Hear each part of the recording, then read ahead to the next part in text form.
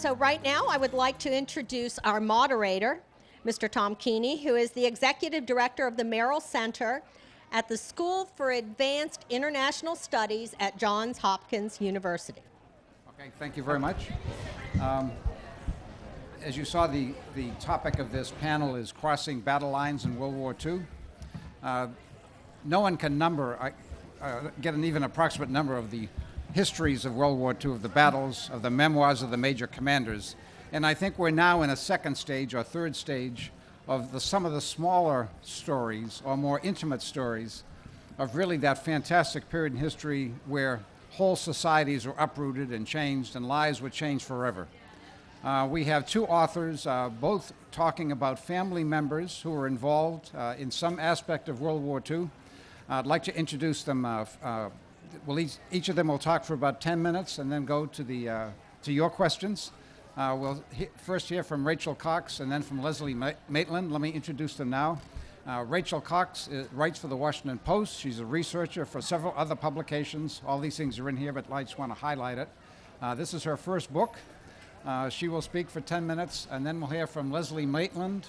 Leslie is a former investigative reporter for the New York Times. She's appeared on the Diane Rehm show. She used to be a national correspondent for the Justice Department, and I bet she wished she was back reporting on the Justice Department this past week. But in any case, I'd like each of them to say something about the book and then turn it over to you. Okay, Rachel? Thank you, Tom. It's lovely to be here at this lively book fair, and lovely of you all to come on this slightly gloomy day. I'll show you my book in case you don't know it. Like Leslie's, my book grew out of curiosity about a family story.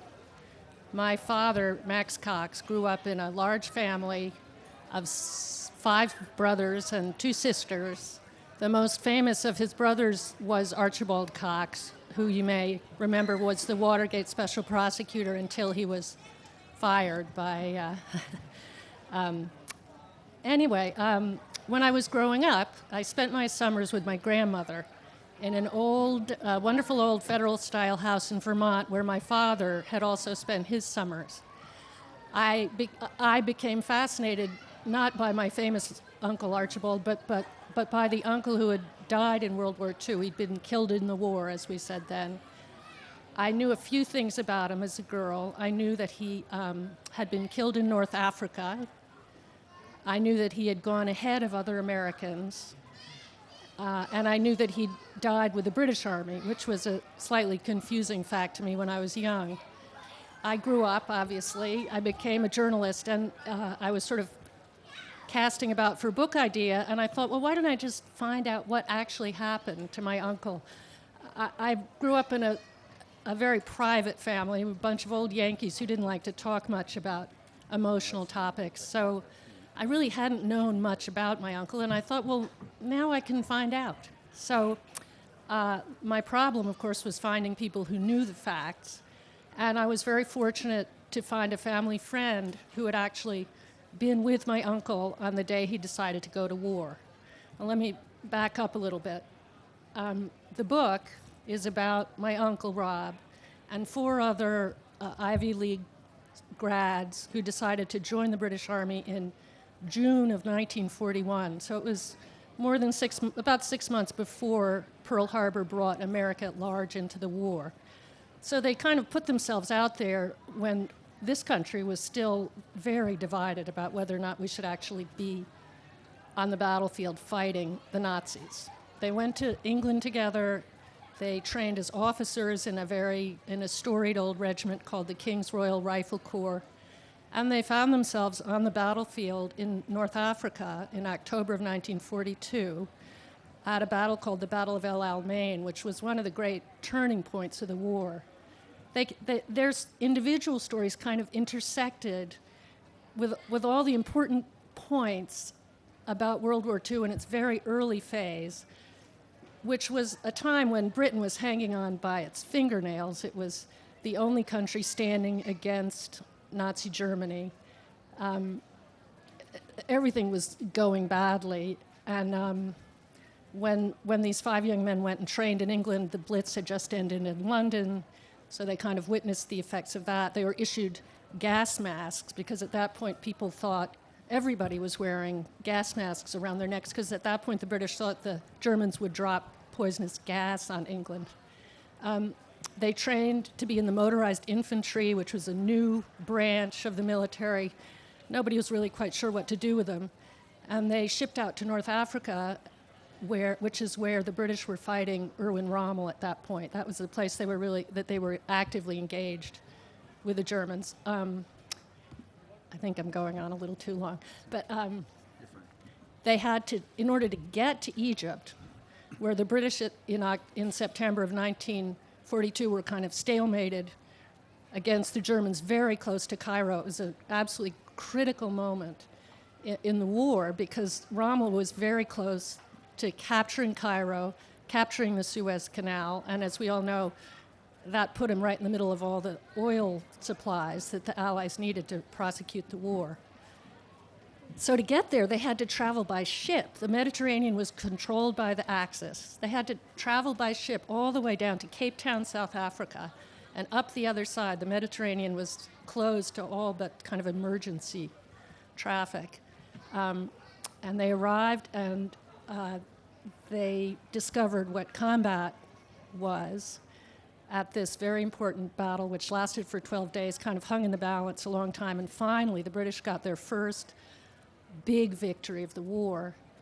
And it was that battle, along with the American invasion of North Africa, which followed quite quickly after it, that Winston Churchill made that famous quote, "This is not the end, this is not the end, this is not the beginning of the end, but it may be the end of the beginning," about World War II. And so it moved into a whole different sort of phase after that. These American guys fought all the way across North Africa, into Tunisia, and at the risk of giving away the ending, I'll have to say my uncle was among two of them who were killed very close to the end of the North African campaign.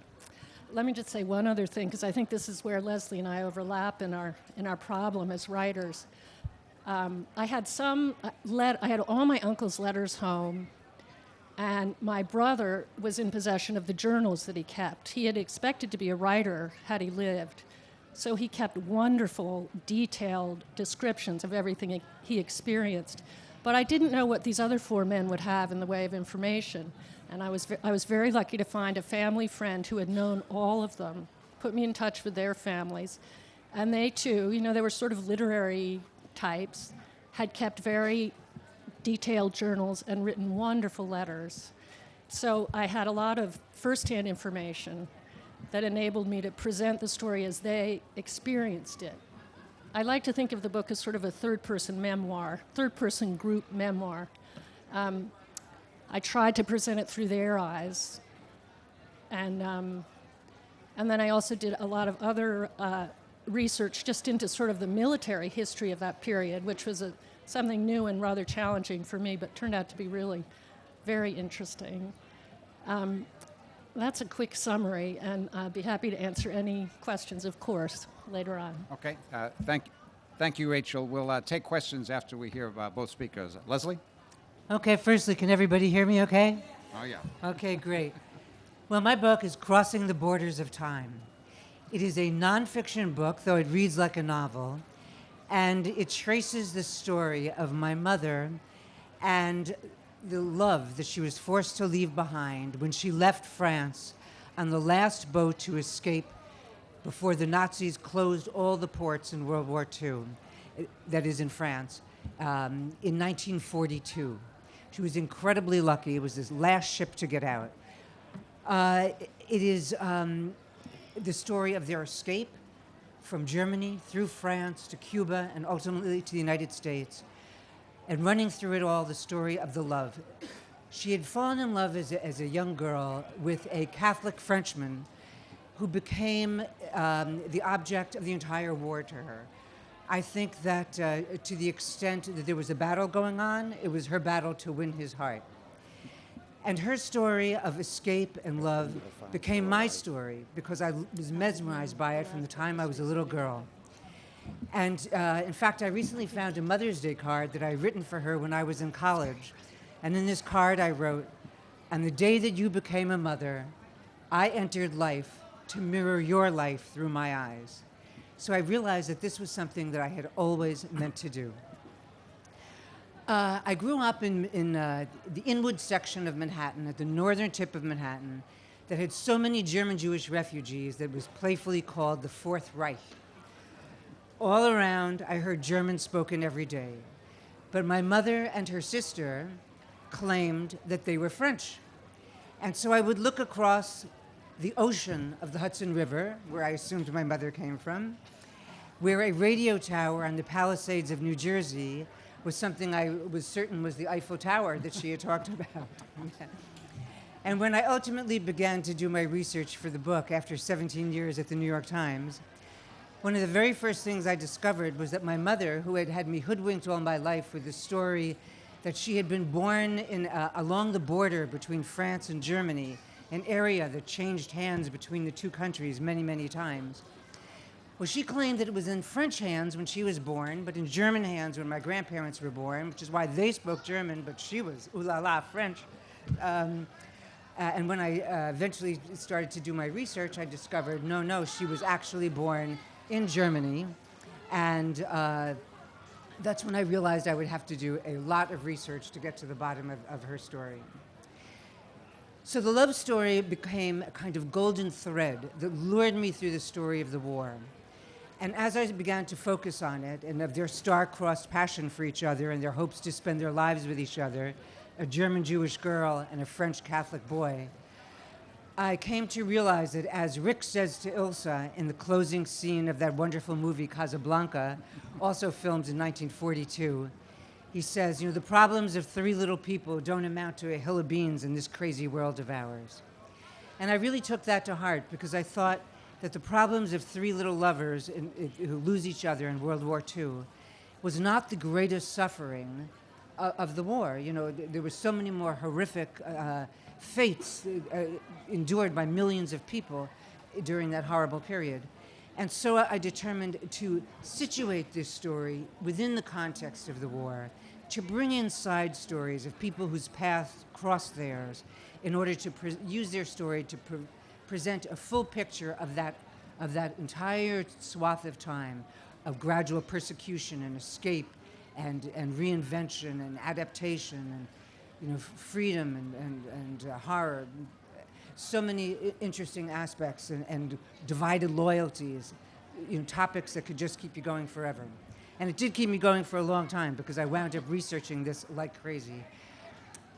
Like Rachel, I was blessed to have an incredible cache of family documents because when my grandfather escaped Germany, where he traced his roots happily back through many centuries, he brought with him the only thing of value that he still had, having been robbed of everything else, which was a little suitcase filled with letters, photographs, family documents, transit visas, every kind of thing that could help me situate and document exactly where they were all throughout those war years, which enabled me to pinpoint with great exactitude, when were they in Lyon? Oh, here I have the visa when they landed there, so I need to focus on Lyon of 1941.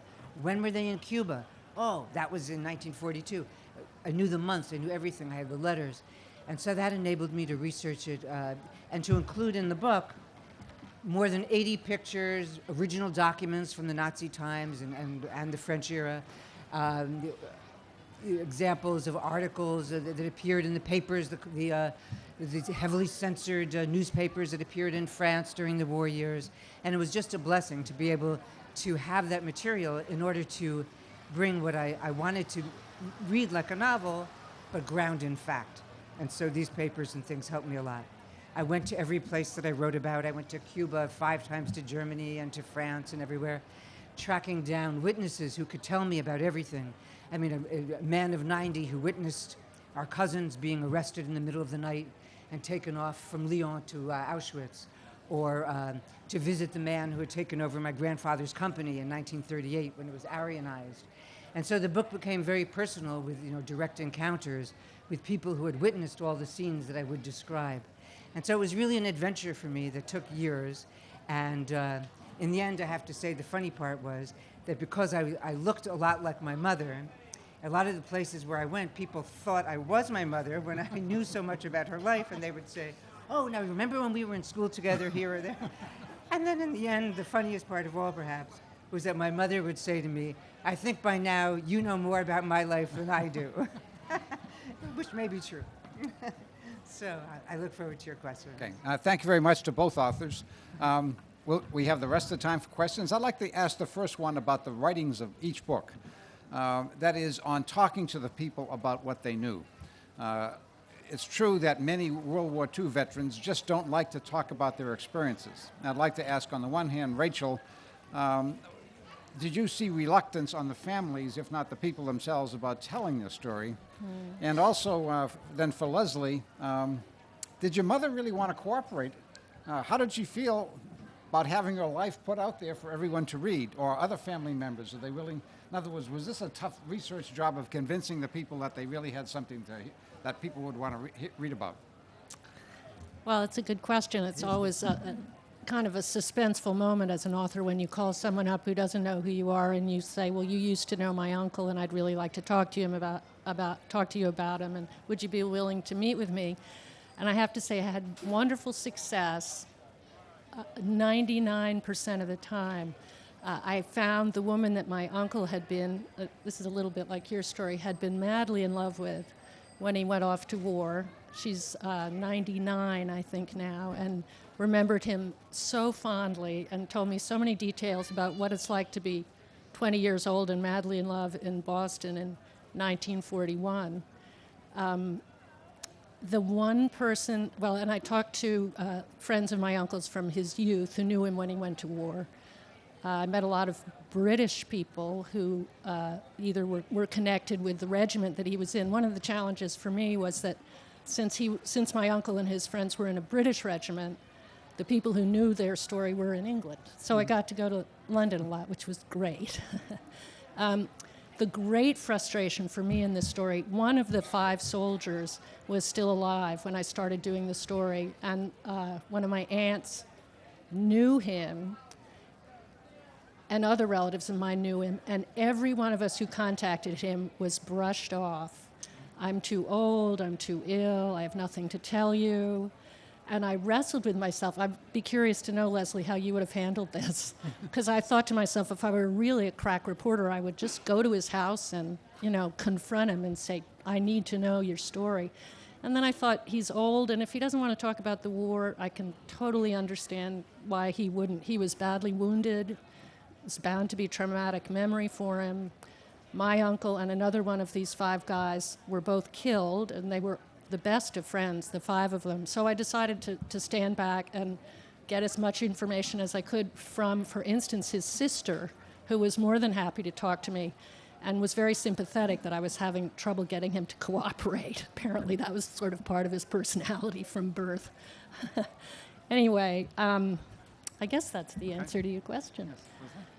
It is a great question, and one I confronted a lot. So the one thing I left out in telling you about the book was that in the end, my search to find my mother's story would lead me to try to find back her true love, the Frenchman that she had left behind, and to try to reunite them. And so perhaps the most intriguing encounter that I had of that type was when I eventually tracked down his sister in France and went to see her. And the decision of how bold I should be in telling her that my reason in coming there was to try to find back my mother's former lover was a very difficult one. I didn't know whether he was alive or dead, whether he was married, whether, in fact, at heart, whether my mother had meant as much to him as he had meant to her. And in fact, when I went to that interview, which was very, very spontaneous, I landed in France. And when I landed in France, having tracked down all of my mother's story up to that point, it all of a sudden dawned on me, my God, here I am, a reporter, and I've tracked down the people who took over my grandfather's business, and my mother's teacher, and the people who took over my grandfather's house. And why did I never search for Roland, this man that I had heard about since I was this big, a man that everyone who knew my mother said that they had heard about all through the years, a man who had haunted, in fact, my parents' marriage, because my mother didn't keep him a secret from my father either. And so So when I landed in France and this little light bulb goes off over my head and I go, my God, I'm in the town where he came from, where she met him. I should really try and go and find him. That was very tough because I was so worried. A journalistic predicament that I never would have predicted was, what if the truth, what if what I think is the truth is not only not the truth, but it presents me with a mother who has lied to me all these years. So that's what really worried me the most. But for the rest, I would say that going back to Germany and interviewing people was fascinating. In Germany, people were really bent on reconciliation and on trying to make amends. And I had made some wonderful friends there. On the other hand, there were people who were very tone deaf. The woman who benefited by taking over my grandparents' beautiful home invited me for coffee and cake, and then took me into her bedroom to see a Hitler Youth track meet certificate that she had framed and hanging on the wall, and asked me if I would like to take her picture sitting next to it. So that was interesting. There were some wild moments. And then perhaps in one of the other really amazing interviews that I would not have predicted was going to Lyon and meeting this man who had witnessed my family's deportation. Three kids under the age of 18 and their mother hauled off in the middle of the night. And another statistic that I learned that bowled me over, that 3/4 of the 75,000 Jews who were deported from France in the war years were arrested not by Germans, but by the French police. So here were these French cousins of mine who thought that they were perfectly safe in France because the French would never attack the French. There they were, rounded up in the middle of the night. When I found this 90-year-old man who was actually luckily willing to talk about it, he described exactly what had happened, his theories about why they were targeted, while others in the other, even Jewish families in the building, had been warned to get out before the French arrived in the middle of the night to arrest them. And so that too provided kind of insight into the kinds of nuances that went into shaping that history, why one Jewish family would be warned and another Jewish family targeted. And so I just became fascinated by getting these firsthand accounts. Okay. Questions from the audience?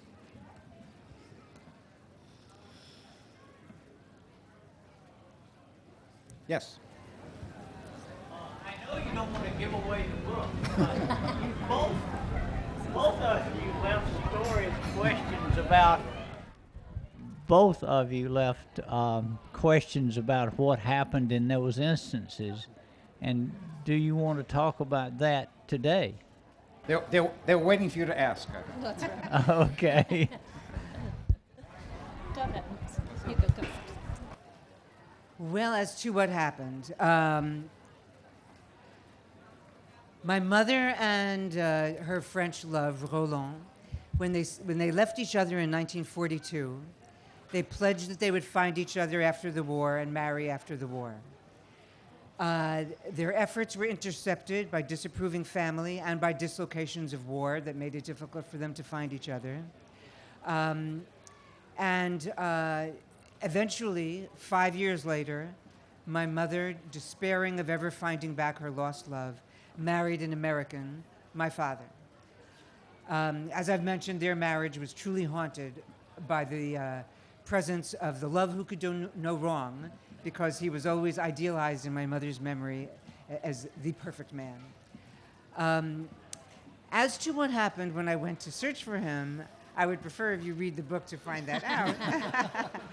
I can only say that, well, Did you find I it? can say that I believe in happy endings. I get annoyed if I have to cry at the end. I've been giving away the ending regularly at book talks for my book, so I'll tell you a little bit more about what happened to these five innocents who went over to England full of heroic, I think really motivated by heroic ideas of doing the right thing and standing up for what they believed. And they had a long journey from London, where they arrived in July of 1941, to Egypt in September of 1942, to the Battle of El Alamein, which is where they finally discovered the real meaning of war and this wonderful, what had seemed often to them as a kind of thrilling boys' game, almost like camping out, and suddenly became very serious, and they started losing men and discovering all the gruesome realities of war. At that battle, you have to promise you'll buy the book even if I tell you. How about that? It's very well written. You'll love it. It is. Yes.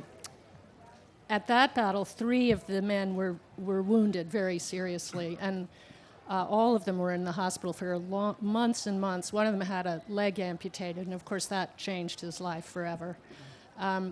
My uncle was wounded also, the 4th of them who was in the hospital, but only for a couple of months. So he went back into action in January of 1943 and rejoined the 5th one, whose name was Jack Brister. And they pursued Rommel with the rest of the Allied forces all the way across the whole length of northern Africa, from Egypt to Tunisia. Now, at that point, the British Eighth Army was moving towards American and British forces who were coming from the west, from Algeria and Morocco. So the idea was they'd all meet up in Tunisia and expel the Germans into the sea, and that would reopen the Mediterranean to Allied forces, and they would prepare for the invasion of Italy, which started in the summer of 1943. So 2 of these Americans are still fighting with the British as they move towards the American army coming from the other direction. And let's just say it's a very difficult place to fight, Tunisia. It's extremely mountainous, and the Germans had been there first, so they were dug in on all the mountaintops with their guns trained on all the valleys. Tanks didn't work very well there. In North Africa and Egypt, they were great, because Egypt is flat as a pancake, and they could maneuver around. Tunisia's mountainous, and my uncle's unit and Jack Brister's unit were all sort of becoming separated and isolated from each other, and it was a terribly difficult fight, and they both lost their lives there, and Tunisia very close to the end of the war. I mean, very close to the end of the North African campaign in May of 1943. The details are, if you wanted more details than that, you definitely need to read the book. I have one quick question for you, Rachel. Was it what they did against the law? In other words, as a neutral join another country? Right. In other words, did they ever get veterans' benefits or That's a good acknowledged question. by the American government? What they did was illegal. The Neutrality Act had said that it was illegal to fight for a foreign army, but by July of 1941, the consensus, the government had pretty much acknowledged that it wasn't going to enforce that part of the Neutrality Act. They didn't expect to be arrested upon their return to the United States. By then, there were a number of Americans who'd fought, for instance, with the Royal Air Force in the Battle of Britain. So they weren't the first to fight, but they were one of the first. And so they were not in danger of being arrested anyway, to answer your question. But they weren't recognized as veterans. No, they never were. And this man who lost his leg fighting for the British, whose name was Charles Bolte, spent a lot of his later life trying to get veterans benefits from the U.S. Army, and he literally was told, well, next time fight for the U.S. Army if you want to get veterans benefits. It was really unfortunate for him. I'd like to make a little point that's very similar. My father was an engineer, and the word came out from the White House at one point that they really had a need for skilled engineers to serve on the merchant marine ships, bringing supplies to the Allies and especially to the Soviets. And so my father volunteered to join the merchant marine. In my research, I found that the merchant marine actually suffered the greatest casualty rate of any branch of the military during the war, but they never received any benefits whatsoever, none. And to this day, there have been bills languishing in Congress to try to get retroactive benefits for merchant mariners who never ever saw the benefits that their peers had gotten in battle. That's interesting. Yeah. Yeah. Yes. When you were mistaken for your mother over there in Europe, I was wondering if you ever felt comfortable enough to play along. to play along. Would you repeat the questions for that? Okay, the question was, when I was mistaken for my mother in Europe, did I ever feel comfortable enough to play along? Well, I would say not necessarily play along, but I definitely sometimes felt that I had morphed into my mother. Really. Because I would land in this little town, for example, in Rehm, which is a little town where when they escaped from the path of the invading Nazi army in 1940, my grandfather took the family to this little town in France, total population 6,000. Why? We went there because they had a Jewish mayor. We thought they'd be safe.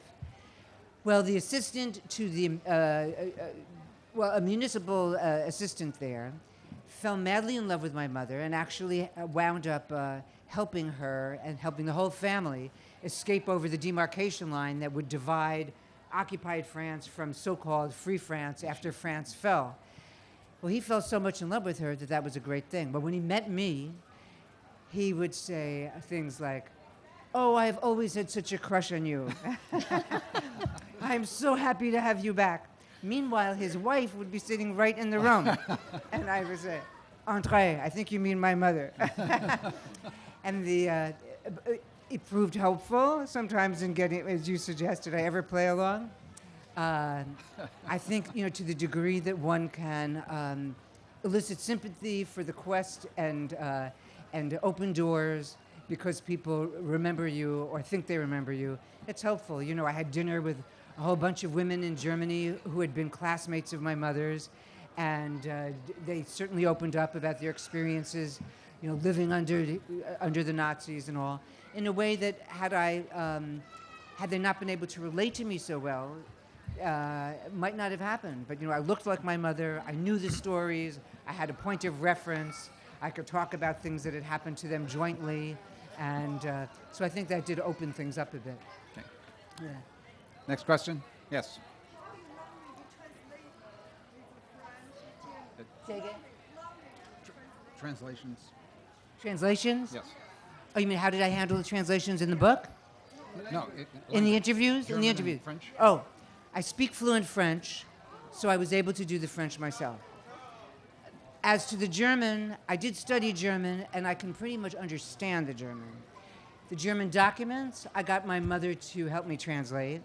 And when I was in Germany, I became very, very good friends with the press secretary to the mayor of the town in which she was born, and he came with me on a lot of my interviews and acted as a translator. And that was, incredibly helpful. But I will say, and the other thing that was funny is I narrated the audiobook of this book. And whenever there was a chapter that had some of those really long German words, and I knew I was going to have to go into the studio today and say words like Judensvermögensabgabe, I would call up my friend Walter in Freiburg in Germany that morning and say, "Walter, help me practice this word." Because some of them are definitely tough. Okay, question over here, please.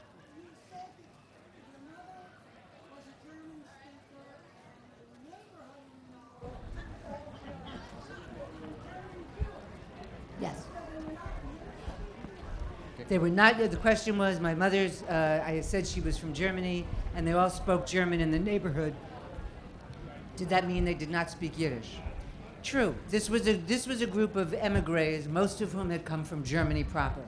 And so they did not speak Yiddish. In fact, my mother knew no Yiddish whatsoever, and neither did my grandparents. Indeed, there was such a divide between the German Jews and the Eastern European Jews that actually the funny part was that my father's background was from a Russian Jewish family, and my grandparents acted as if she had intermarried. Really. Next question. One thing I've been wondering about as sort of a follow-on to your research, your books have been reviewed, but probably some of your toughest reviewers were your family. What did they think? Well, I want to hear what you have to say about your story, because yours is rather more intimate than mine. And this has caused me a lot of problems. A lot. Number one, the funniest one of all, which is really hysterical, is that my mother's sister has not talked to me since the book came out. Why? You may ask why. I asked why. Yeah. Why? Because I revealed that they were born in Germany and not France. Because she'd spent her entire life telling everyone that she was French. And when I happened to look at the map and noticed that Freiburg and Breisgau was actually east of the Rhine, Right. she was beside herself. So, so she wanted me to fiddle with the documents and change history. And as a journalist, I said, I'm sorry, I cannot do that. But what I did do was, and as I explained in the author's note, I did change her married name so that people who read the book would not necessarily connect her, but even so, she was beside herself. And then I would guess that the other single most difficult issue regarding my family was my mother, because although I don't think I could have written this book in my father's lifetime, certainly not, because I discuss his marital infidelities that I attribute in part to my mother's fascination with the man who got away. And I don't think I could have done that in my father's lifetime for sure, and doing it in my mother's lifetime did raise issues for my mother that were very complicated. And in the end, I wound up winning her approval to do so by explaining to her that the true story will always be a nuanced story, and that for her, if you read the book, you'll see that my father was handsome, dashing, looked like a movie star, charismatic, brilliant guy. And I said to her, you know, if you were married to this guy, and I depict you as mooning around for 3 decades, 4 decades, about somebody else, and I'm also showing him to be the perfect husband who didn't fool around, people would think that you were nuts. So really, you know, it's only in examining the truth of things that they become real and believable. And, you know, I believe that nuance is essential to telling any story. So that took a while, and to this day, she grouses about it occasionally, like, was that really necessary? But I say journalistically, psychologically, yes, it was. Yeah, I had an easier problem. Of course, my father had died, and my grandmother had died, and they were the two people I would have been most concerned about. My grandmother really idolized her lost son, which is understandable, and spoke very little about him. And the only time she was reserved, but she was a very affectionate woman. The one time she was really angry at me was when I discovered this silver box she kept, which was an award my uncle had won as a hockey player in college. And it sat in her dining room. She had a sort of little sacred objects left from his lifetime. And one day when I was alone, I was a little girl in the house, I opened it up to see what was inside, and it had all these mementos from him, the medals he'd won. She had a little scrap of paper with his signature on it. And she, you know, I realized I'd found something very private and special, and I put everything back, and I never let her know that I'd looked at it, but somehow she knew that I had been in that box. I, to this day, don't know how. And she said to me, "Some things are private. You shouldn't have done that." She was furious. So I don't think I could have written the book if she were alive, because she had her own version of events that she needed, really, to cope with the death of her son. My father had one other brother who is still alive, and I'm happy to say he wrote me a lovely thank you note after the book came out. So I felt pretty good about it. Okay. Yes. I love nonfiction, and hearing you talk, I want to compliment you on your courage to go through it, because it seems like this is probably why there's not as much nonfiction as there would be.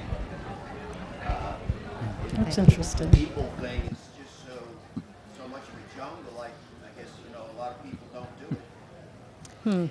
It takes a lot of research, and, you know,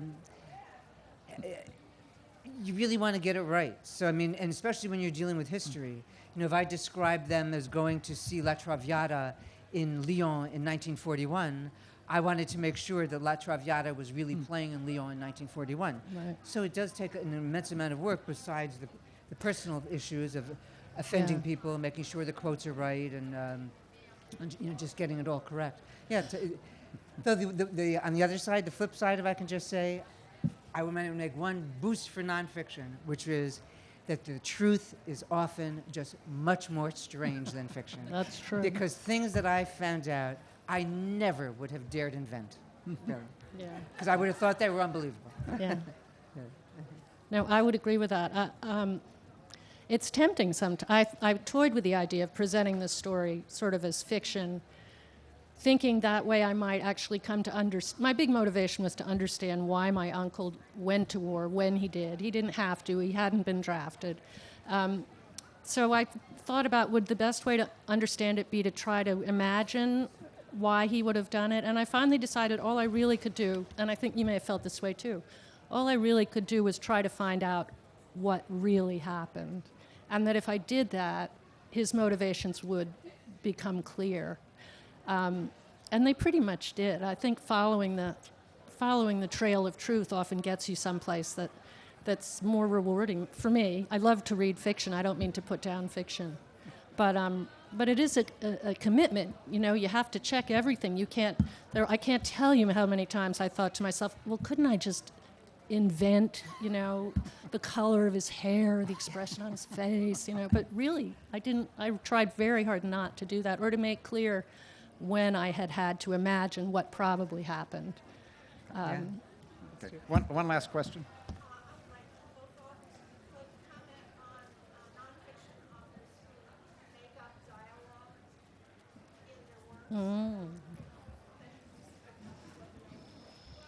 The question is that we should comment on nonfiction authors who make up dialogue in their stories. It's a complicated question, and I think that when I first started the book, I viewed that as an absolute no-no. I realized going forward that there were ways of getting quotes into nonfiction that I thought were valid. And, for example, letters, terrific. First-hand accounts of at least one party who was a party to the conversation. So if my mother said, if I said, what did he say to you when you were leaving him at the pier in Marseille? And she said, he told me that, he would come and find me no matter what, and we would be married, and the God that we shared would surely bring us back together. I counted on her to remember pretty clearly what he had said to her.